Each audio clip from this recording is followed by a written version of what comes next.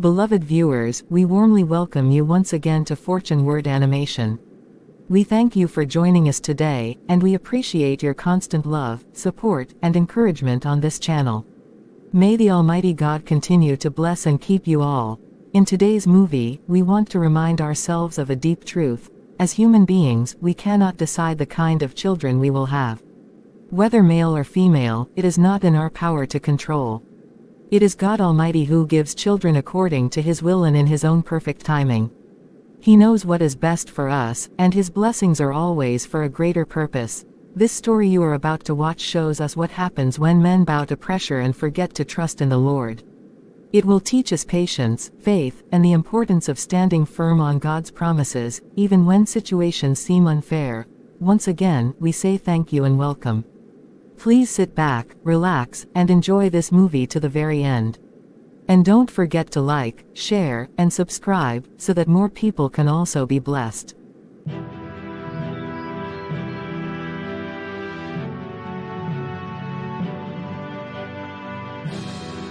Good evening, Mummy. It feels so good to be home today.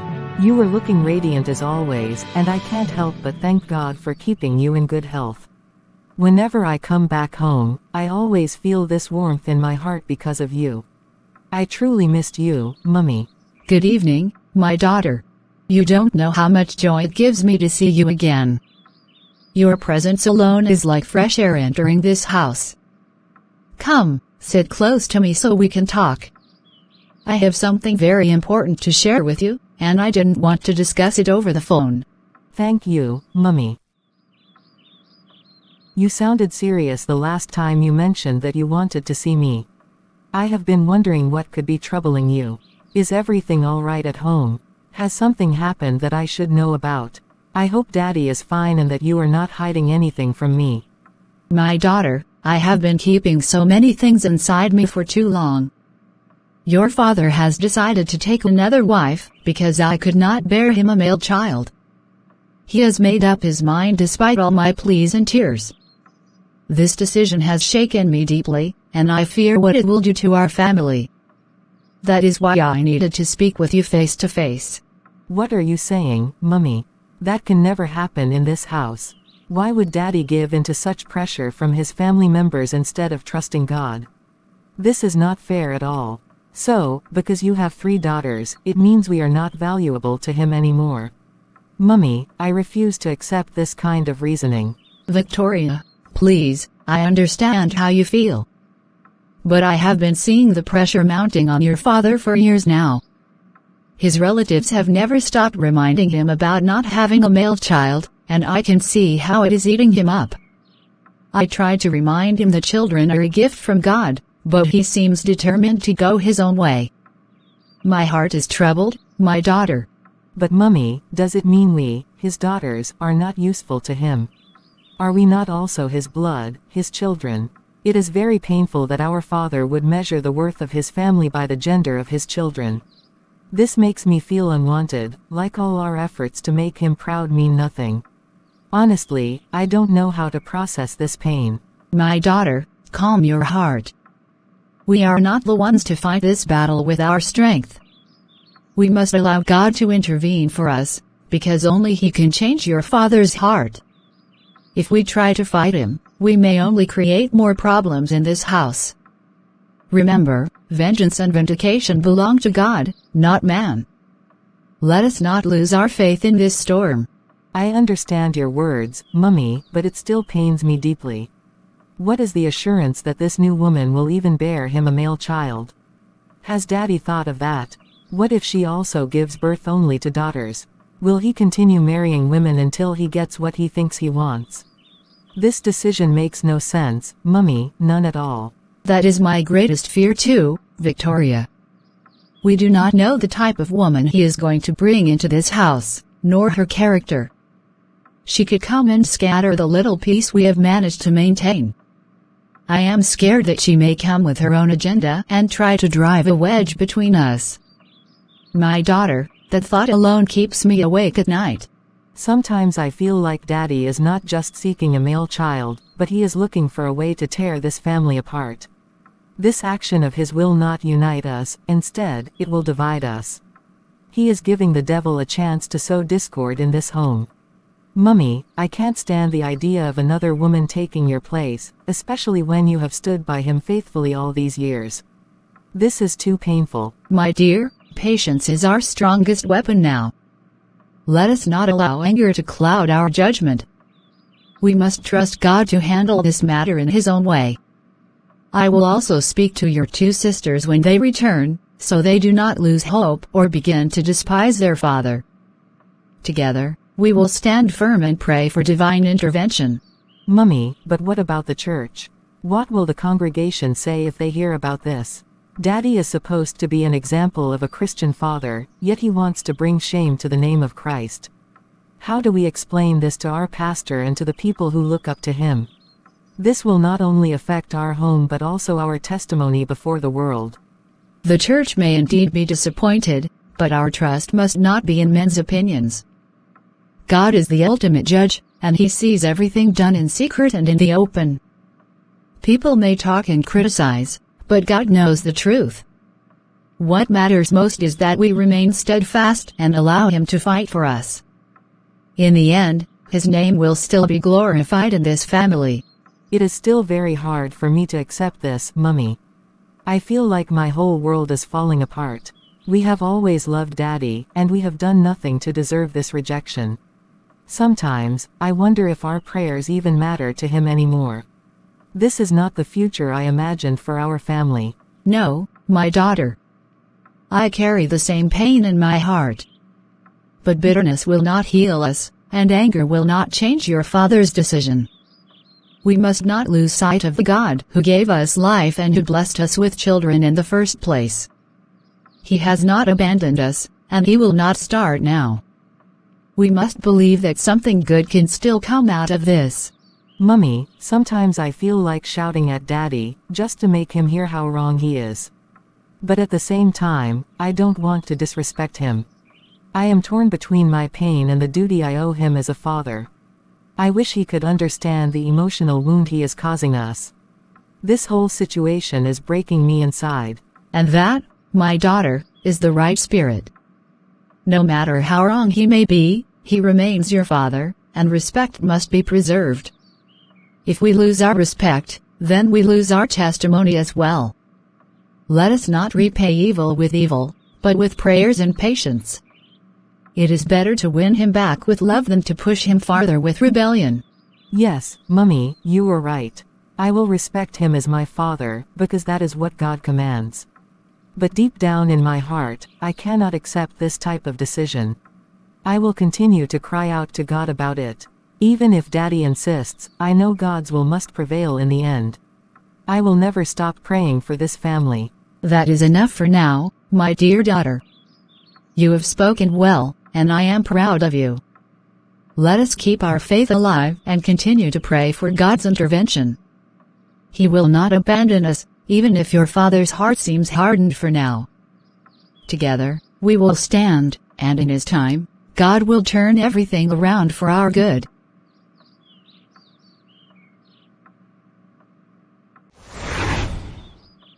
Elizabeth, I have made up my mind, and I need to inform you without delay. This room you are occupying will soon no longer be yours. My new wife, Sarah, will be moving in here, and she needs space. She is the woman who will finally give me the male child I deserve, and she deserves this room to herself. Charles, I do not have any problem with that. If giving up this room will make you and your new wife happy, then so be it. I will not quarrel over 4 walls, because peace is more important than a bed or furniture. If this decision will truly satisfy you and give you male children as you desire, then I will gladly move out. Elizabeth, that is what surprises me about you. First, I told you that I was taking a new wife, and you did not utter a single complaint. Now, I tell you that you will leave your bedroom for another woman, and again you say no problem. This quietness of yours troubles me. Are you sure you are not planning something evil in your heart? Charles, why would I plan anything evil against you? I am your wife, not your enemy.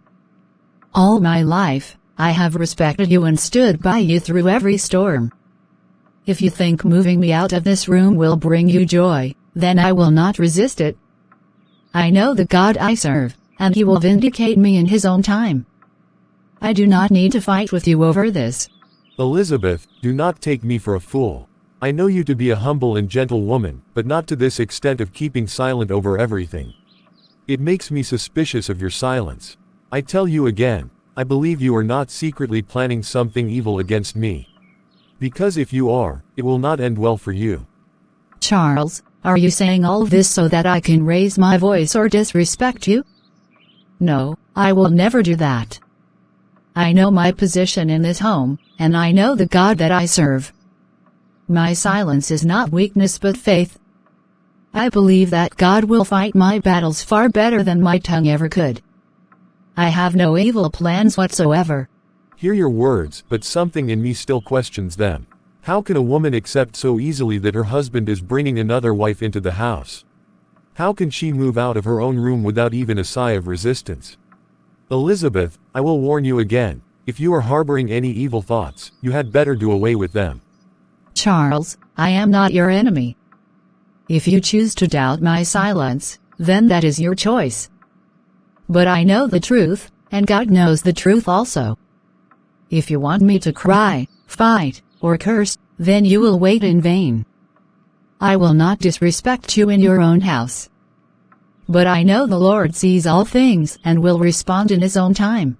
You sound so confident, Elizabeth, almost too confident. That is why I keep repeating myself, if you have any evil plan in your heart, my God will expose you. Do not think you can hide behind a humble face and deceive me. My eyes are open, and I am watching every move you make. Do not test me in this matter.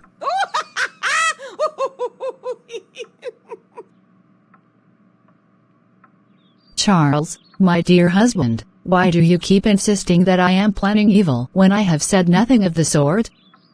If it makes you feel safer, then keep your eyes on me, but I have nothing to hide. I will not compete with Sarah, and I will not fight you. If God chooses to expose anything, let Him expose what is hidden in every heart, not just mine. Elizabeth, I hope you are not mocking me with that laughter of yours. This is not a joking matter. I am serious about what I am saying. I need to be sure that your humility is genuine, and not a mask covering some secret bitterness. If it is real, then I commend you, but if it is false, then know that the truth will soon come out. Charles, you are my husband, and I will never mock you. The truth is that you have already made up your mind, so why should I argue? I only have one duty, to keep my peace and to honor you as my husband. If you see my silence as strange, then let it be strange. But I assure you, I will never plot evil, because the God I serve detests such things. Elizabeth, you continue to speak of this God of yours, and I hear the confidence in your voice. But sometimes, I fear that people use the name of God to cover what they are truly hiding. I am not accusing you without reason. I just want you to know that my God also fights for me.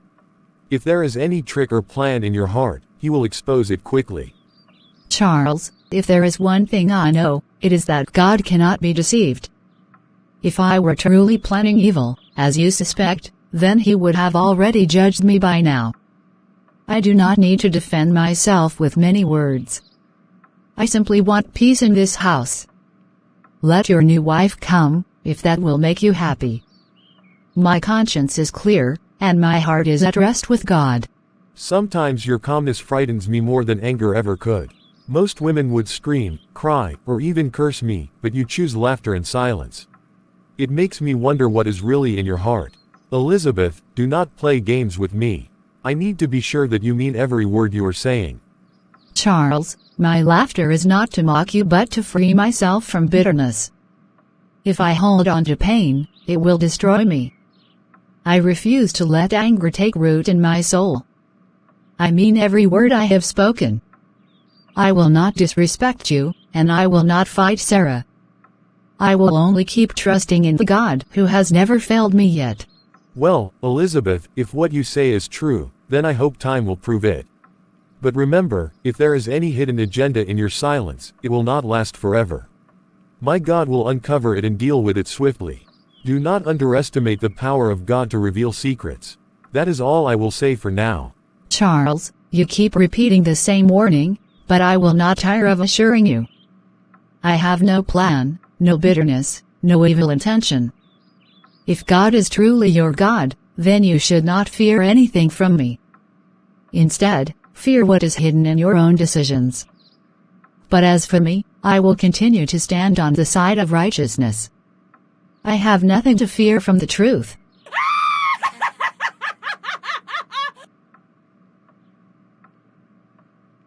Elizabeth, I have heard you, but I will continue to watch.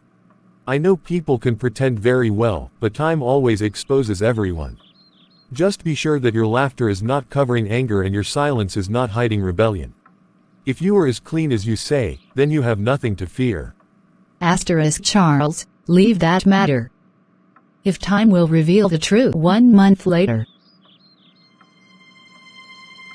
Good afternoon, Sarah. I trust your day has been peaceful.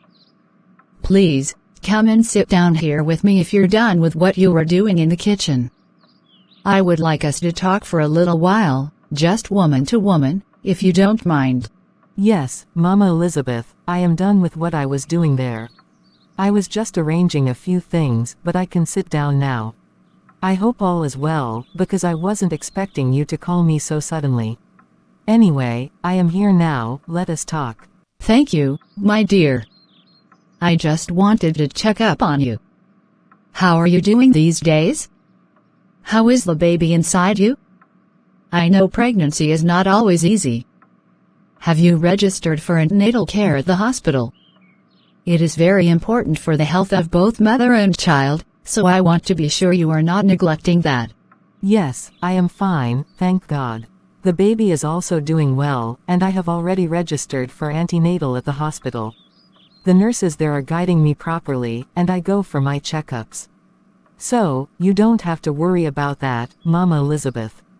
Everything concerning this pregnancy is under control. That is good to hear, Sarah. You are a very beautiful and young woman, and I cannot deny that. But I want to ask you something important. Why did you choose to keep this pregnancy from my husband? And why did you further decide to move into this house, knowing well that I am already here as his wife? So, is that why you called me here, to question me about my choices? If this is the reason, then you should have just said so from the beginning. I don't like people pretending to be nice only to throw accusations at me later. Elizabeth, don't think you can intimidate me in this house. Sarah, please don't misunderstand me. I am not fighting you, and I will never fight you. I am only advising you as a mother would advise her own daughter. I have lived long enough to know how certain decisions can destroy a person's future. I do not want you to ruin your life with bitterness or regrets. That is all I am trying to prevent. Well, thank you for your so-called advice, but this is my own life. You had your chance to live your own, and I am living mine. Please, leave me to make my decisions and face the consequences if there are any. I don't need you to direct me like a child. I know what I am doing and where I am going with it. I understand you, Sarah, but I can't just keep quiet when I see you going down a road that may hurt you in the end. I care about you, and that is why I am speaking. I am pleading with you, after you give birth, why don't you give me the baby to raise, and then you can go on with your life? That way, you can still have your freedom as a young woman.